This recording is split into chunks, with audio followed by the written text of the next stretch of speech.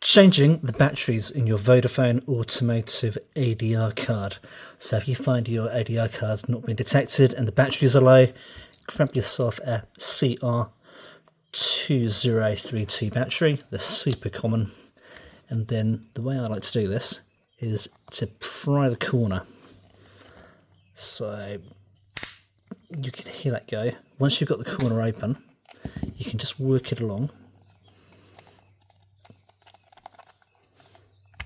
Let's see if I can keep this in camera.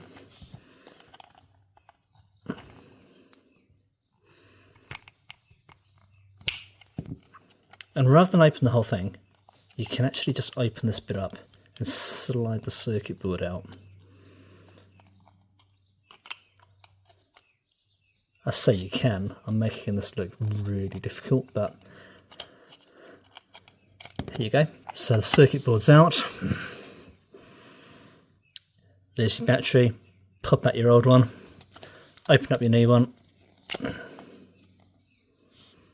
chuck it in.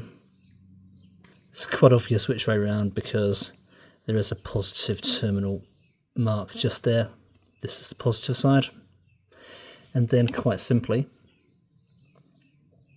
slide your ADR card back in so you'll see the button lines up with the button on the outside. Your tap switch is there.